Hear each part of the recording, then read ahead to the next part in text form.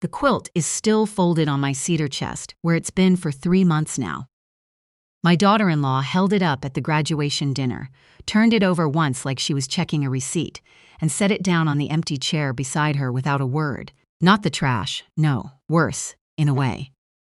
The chair where my son's father would have sat if Harold had lived to see his grandson graduate. She set my 18 months of handwork on that chair like it was a coat someone had left behind. And then my son, my Liam, who used to fall asleep on my lap while I quilted, caught my eye across the table and gave me a small, pained shrug. That shrug. I'll come back to it. But here's what she didn't know she was sitting 3 feet away from. Tucked inside the quilt's backing, flat against the cotton batting, was a sealed envelope. In that envelope were 2 things: the deed transfer document for the cabin on Loon Lake that Harold and I had owned for 31 years, signed over to our grandson Theo, and a letter. Harold dictated it to me the winter before he passed, sitting up in the hospital bed we'd moved into the living room because the stairs had become impossible. He made me read it back to him twice. For Theo to open when he turns 19, he'd said. Old enough to know what it means, young enough to still do something about it.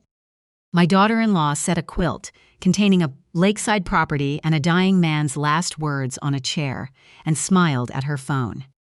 Welcome to Bold Mom Stories. I'm Hazel Drummond. I'm 67 years old, and I live in a town called Millhaven, Ontario, about 40 minutes east of Kingston.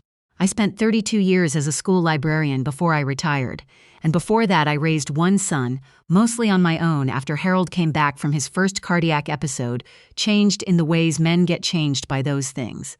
Quieter, slower, more careful. Harold was a cabinet maker. His hands knew things his mouth never said. Liam has his hands.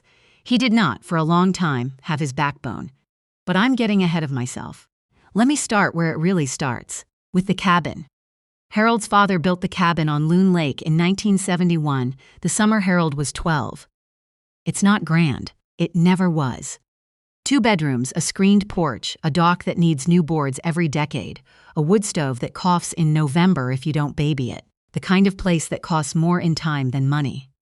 Harold spent every summer of his childhood there, then every summer of our marriage, then every summer we could manage after Liam was born. He taught Liam to swim off that dock. He taught Liam to read the sky before a storm. He taught Liam the particular patience of sitting in a boat at 5 in the morning, waiting for something you can't control. When the doctors started talking in that careful language doctors use, Harold and I sat at the kitchen table for a long evening and decided that the cabin would go to Theo, not to Liam. Liam would inherit the houses and what we'd saved. The cabin was for the grandchild. Harold was particular about this. He'd been saving in a different way than Frank, not money, but something he thought lasted longer. Place. A place where a boy could learn to be still. A place that would smell like every summer of his family's history. A place that couldn't be sold off for a renovation or a vacation or a Tesla, because Harold intended to make it very difficult to sell. We talked to our solicitor, a good woman named Pauline up on Division Street, and we set it up properly. Conditional deed transfer, Theo's name, held in trust until 19. I won't walk you through the legal language because it still makes my eyes cross. What matters is this. Harold signed the papers in November from the living room bed, with Pauline sitting across from him at the card table we'd set up for the occasion. Theo was 6 years old and had no idea. Harold folded the document himself. His hands shook, but he folded it neatly the way a cabinet maker folds things. He handed it to me and said, "Put it somewhere she'll find it herself, Hayes. Make it mean something. Don't just hand her a folder of papers." He said, "her," because we'd always assumed Theo would have a mother present when he was old enough to receive this. We hadn't counted on what kind of mother she'd turn out to be. Harold passed in February. The lake was frozen. Theo was 7. I started the quilt the following September, after the first grief had settled into the particular quiet that becomes your permanent weather. I quilt the way Harold made cabinets. Slowly, by hand, with more attention than people around me think the project warrants. This one was for Theo's high school graduation, which I'd had circled on my mental calendar for 11 years. Royal blue and forest green, his school colors, with a border of small loons because Harold had loved them, because Theo had grown up hearing them across the water every August. In one corner, small enough to miss if you weren't looking, I embroidered his grandfather's initials. HD. So a piece of Harold would be in every room Theo ever slept in. The backing is where I hid the envelope, a flat, inner pocket, sewn shut, invisible against the seam. The deed, the letter, Harold's last clear instructions about the place he loved most. I'd planned it exactly. At the graduation dinner, I'd opened it and run his hands over the quilting. I'd say, "There's something in the linings, sweetheart. Feel along the bottom seam." And Theo would find it, and his mother would understand that the quiet old man in the photographs had been planning for this boy since before he could walk. I finished the quilt in April, 2 months before the dinner. I wrapped it in brown craft paper and kept it on my cedar chest. Now I should tell you about my daughter-in-law. I'll call her by her name, which is Serena, because I've decided she deserves to be a real person in this story, not a cartoon. The cartoon version is easier to dismiss. The real version is more useful to understand. Serena grew up in a family that moved every few years. Her father worked in corporate transfers, always chasing the next promotion, always arriving somewhere new with something to prove. She learned early that the way you signal you belong somewhere is through the right objects. The right address, the right car in the driveway. She's not stupid. She's actually very sharp. She works in marketing, and she's good at it, which means she has spent 15 years training herself to see everything as a presentation. Her home is a presentation.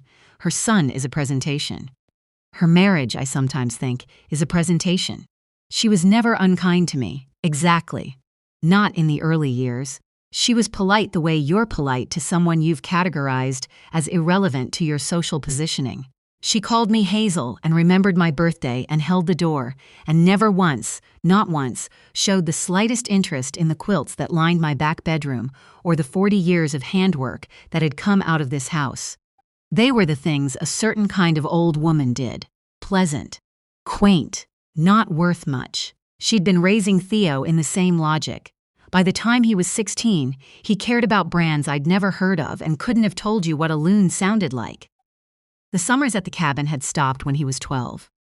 Serena had decided the cabin was rustic in a way that wasn't charming, and Liam, keeping the peace the way he always kept the peace, had stopped insisting. That's the part I came to understand only slowly. Serena didn't take the cabin away deliberately. She just kept choosing, every summer, something glossier. And Liam kept saying yes because yes was easier than the conversation. And Theo, growing up watching his father say yes, learned that the cabin was a thing from the past, a thing from his grandfather's time, a little behind.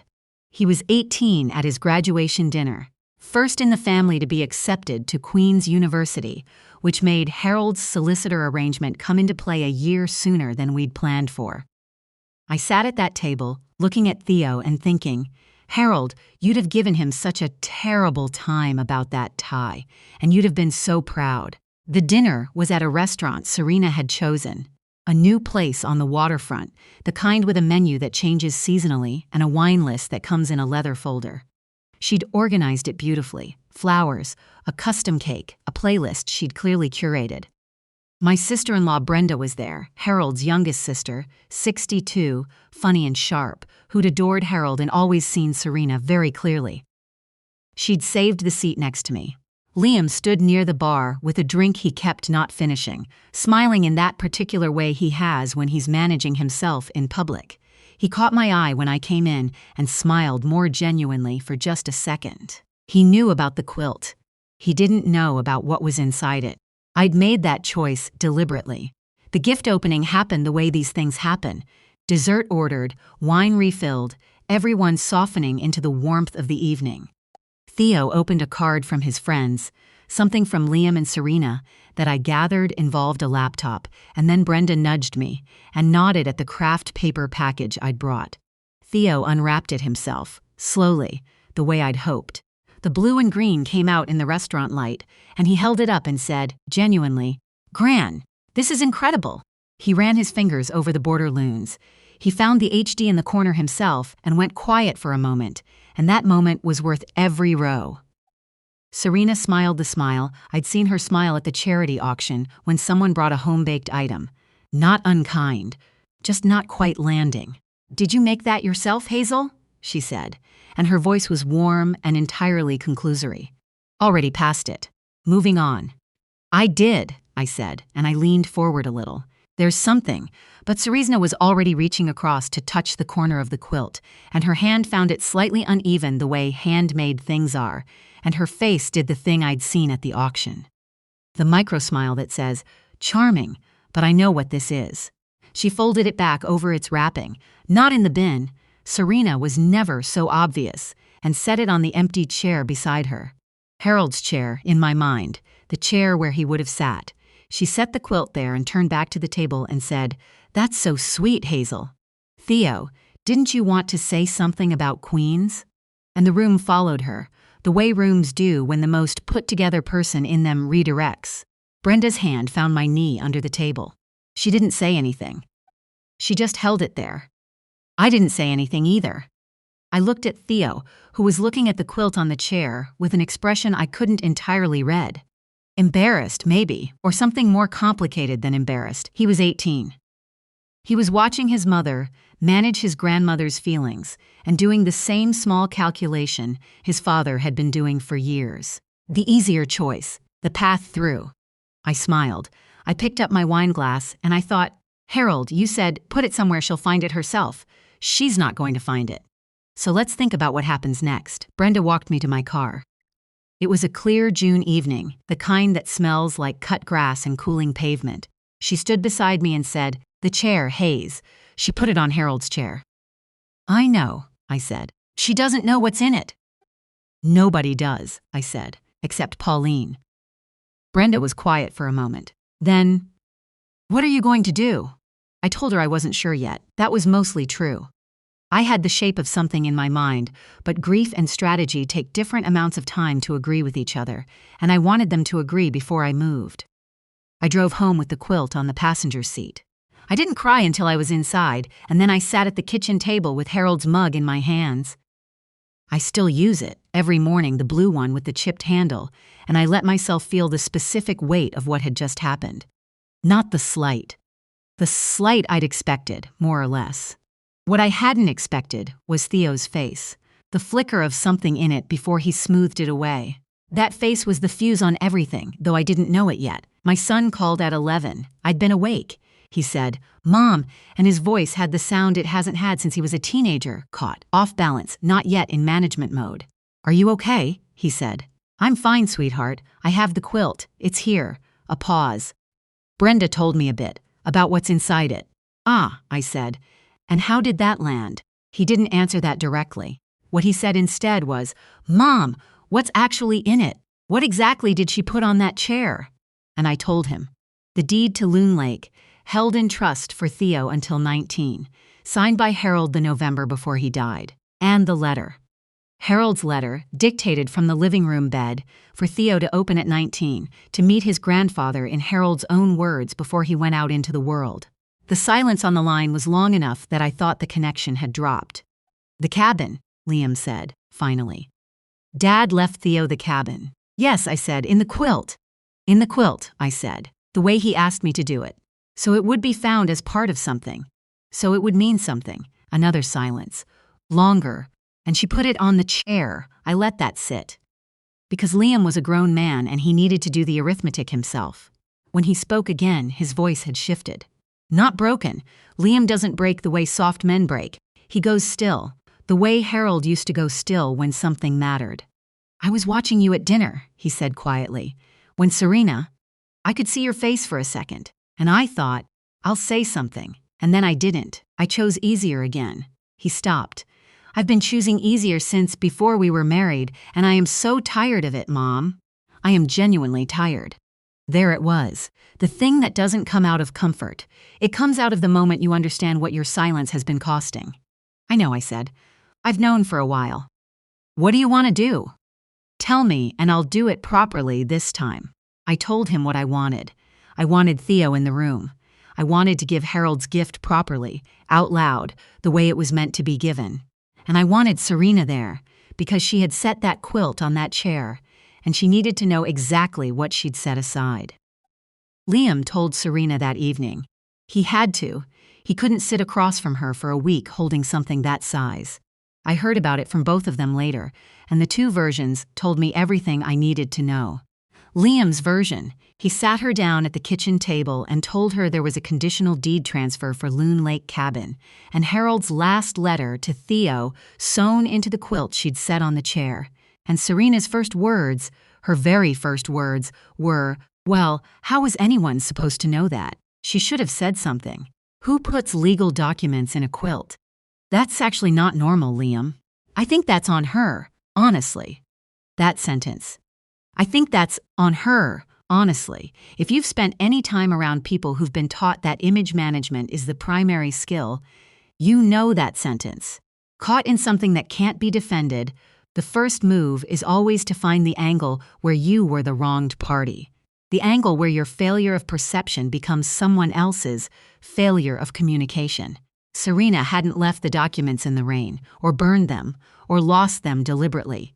She'd set a quilt on a chair. But the gap between what she'd done and what she felt responsible for was exactly the gap between knowing the price of things and knowing their worth. She did not say she was sorry. Not to Liam. Not in her own version of events, which I heard later, and which was mostly about how stressful it is to organize a graduation dinner, and how she'd felt ambushed, and how nobody ever considered her perspective. Want to be honest about what I decided. I wasn't cruel. I'm not a cruel person. But I had held that quilt for 18 months, and Harold had breathed his last clear instructions into it, and a woman who responded to nearly setting aside a lakeside deed with "honestly, that's on her" was not a woman I could hand an unlocked inheritance to. Not yet.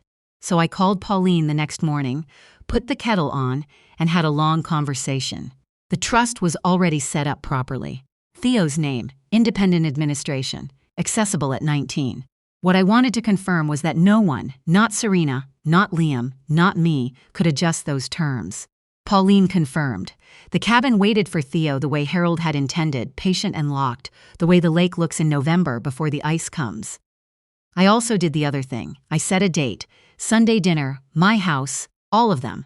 I have the home court advantage of a kitchen that smells like 40 years of Sunday meals, and I wanted everyone sitting in it before we talked about hard things. There were a few weeks between the call and the dinner. Theo's convocation happened in the middle of it. He was the one who called me the morning after. He said, "Gran, Mum told me a little about what was in the quilt. I don't think I completely understand it." He sounded younger on the phone than 18. He sounded like a boy who'd grown up knowing something large existed just off the edge of his knowing, and was now standing at the edge. I told him, "Your grandfather left you something. Something real.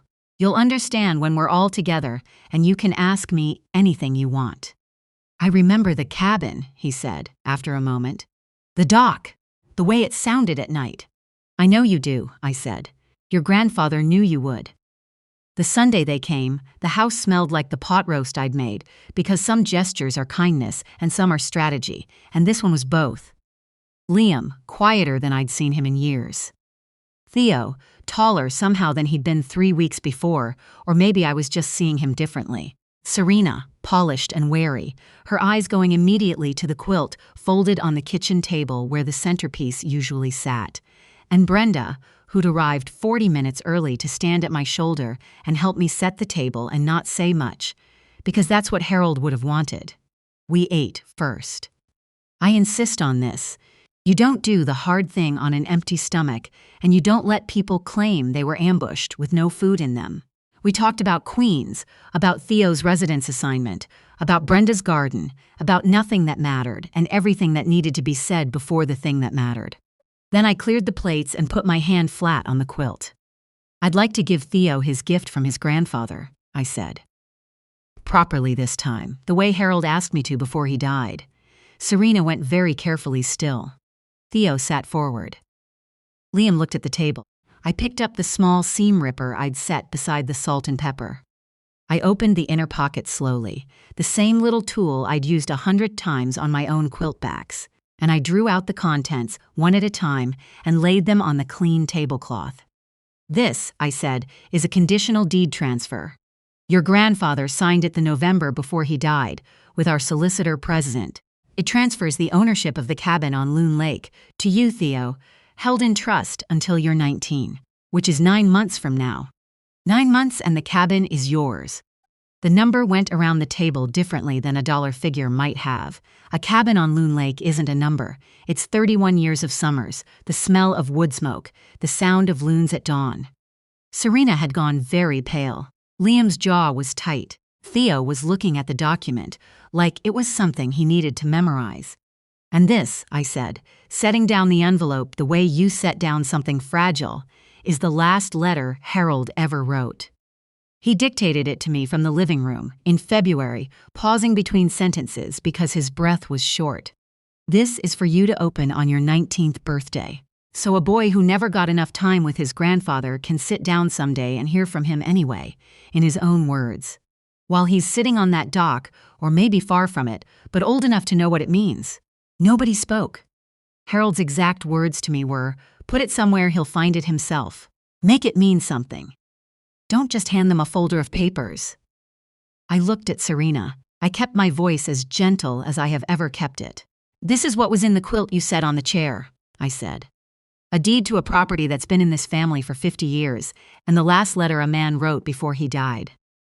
This is what your son almost grew up not knowing existed, because it didn't look like something worth setting down carefully." The table was very quiet. Serena did what she does. She reached for the version where she'd been wronged. "You can't lay this at my feet," she said, and her voice was climbing the way it climbs when she feels cornered. "I didn't know. Nobody told me. That's not how you give someone something important, Hazel. You don't sew it into a quilt and expect." "Harold asked me to," I said. "He was dying and he asked me to do it exactly that way, so that Theo would find it as part of something made with care, instead of receiving a folder of papers across a desk." I honored what he asked. My only miscalculation was assuming that handmade things would be handled carefully. That was naive of me. "But the not handling carefully, the chair, that was yours." "It was for the chair," Serena said, quieter now, and something in her voice had shifted. She was defending herself, but she knew she was losing the thread of it. "I know," I said. "Not the bin. The chair. Harold's chair." She closed her eyes for just a second. "Theo," I said, and I turned to him directly. "Your grandfather saved this for you before you existed. Before your father and your mother had even decided to have children, your grandfather thought about who you might be and what you might need, and he set something aside for you. Not to be spent, not to be sold. A place to belong, a place to be still, a dock and a lake and 50 years of your family's history. He couldn't be here to give it to you, so he asked me to are for." Theo was crying. Not loudly. The quiet kind that young men cry when they don't know yet how to cry in front of people. He had his grandfather's hands on the table, and they were shaking slightly. Then Liam spoke. He'd been so quiet for so long that when he spoke, the whole room shifted toward him. He looked at Serena. He said, "You said it, on the chair. I watched you and I thought I'll say something, and I didn't. That's on me. But we're not going to do this anymore, Serena. We're not going to manage Mom. We're not going to manage Theo. We're going to figure out how to be a family that knows the difference between what things cost and what they're worth, or I don't know what we are." He didn't say it loudly. He said it the way Harold used to say things that mattered, quietly, from someplace that didn't need volume. Serena looked at him for a long moment. She didn't argue. That was something. I told them what I'd decided, because consequences and grace can sit at the same table, and Harold raised Liam to know the difference. The trust stands. Theo gets the cabin at 19, administered through Pauline's office, nothing contingent on anyone else's behavior. The letter goes with it, sealed until he's ready. That's not negotiable, and I didn't offer it as something to negotiate. And I told Theo, "When the time comes, I'd like to go up to the cabin with you, if you'll have me. The wood stove needs showing. The dock has a board that goes soft near the left edge, and you have to know where to step. Your grandfather knew where to step, and I can teach you." Yes, Theo said, immediately, like he'd been waiting to be asked. Then I did the last thing, the thing Harold had actually wanted. He wrote a second note, I said. Shorter, for the day the family first found out. For right now, as it happened, I took a small envelope from my cardigan pocket. My hands shook, but not from age. I'll read it out loud, I said. Harold asked me to. I opened it. If you're hearing this, he'd written, then Theo is old enough to do something good with what I've saved. I want him to know one thing before he reads the longer letter. And it's this. The cabin is not worth much by any measure that a bank would recognize. It's an old building on a small lake in Ontario, and the roof needs looking at. But I have never once sat on that dock without feeling like I was exactly where I was supposed to be. I want Theo to have that feeling before the world gets too loud. I want him to sit there at 5 in the morning and understand that some things are worth exactly as much as the patience you give them. Your grandmother knows this. She's known it longer than I have. Learn it from her. All my love, Harold. Brenda was crying openly. Liam had his face turned toward the window. Theo was holding the deed to Loon Lake with both hands, looking at it like he was reading it for the second time. And Serena was looking at the quilt, the blue and green of it in my kitchen light, the loons along the border, the small HD in the corner that she hadn't noticed before and was noticing now. She reached out and touched it, one finger along the embroidery. I didn't see the initials, she said quietly. Not to anyone in particular. Most people don't, I said. You have to know to look. It wasn't forgiveness. I want to be honest about that. It was one finger on a border of loons, and that's not the same thing as understanding. But it was a start. Here's how things sit now, because I know you want to know. The trust is in place, the way Harold set it up, the way Pauline administers it. The cabin waits. I drove up in late August, just me, to open the windows and pull the dock in for winter. I stood on the shore and watched the loons for 20 minutes and talked to Harold a little, the way I do. 9 months, I told him. He'll be here in 9 months. Liam and Serena are in counseling. This was Liam's idea and Serena agreed to it, which surprised me more than I expected. She is not, I've come to understand, a bad person. She is a person who was taught a very specific and very limited way to see the world, and she is finding that way expensive. The counseling is slow, the way honest things are slow. Brenda comes for dinner on Thursdays now. She always did before, but something about that Sunday evening made it feel more necessary, more deliberate. We drink tea and talk about Harold, and sometimes about nothing at all, and it matters more than it used to. Serena asked me, a few weeks after the Sunday dinner, if I would show her how to quilt. She said it carefully, the way she does things she's uncertain of, half expecting to be told no. I said yes. We've made one 9-patch block together, badly, with a seam that wanders in the middle section and a corner that doesn't quite meet. She looked at it when we finished and said, "It's not very good, is it?" "It's your first one," I said. "None of them are." She held it for a moment. She didn't put it down. The quilt itself is on Theo's bed now. He took it to residence at Queen's in September, which I hadn't expected, but which made me have to sit down for a minute when Liam told me. Blue and green in a dormitory in Kingston, loons in the border, Harold's initials in the corner, where they'll keep him company through whatever's coming. My hands are slower this winter. The arthritis has opinions about the cold. But I'm making Theo a second piece, a small wall hanging for the cabin, for when he takes it over. Loon Lake in wool, the dock, the tree line, the particular way the light comes off the water at 7 in the morning when the mist is still on it. Harold's initials again, in the corner, where they'll be as long as the cabin stands. I do a few rows on the good days, and I put it down on the bad ones, and I don't rush it. Harold used to say, the best things take longer than you planned and cost more than you expected, and turn out worth it anyway. He was talking about the cabin when he said it. He was talking about a lot of things. Some things you sew into what you love, and you wait, and eventually the right person finds them. That's the whole of it, really. That's the whole story.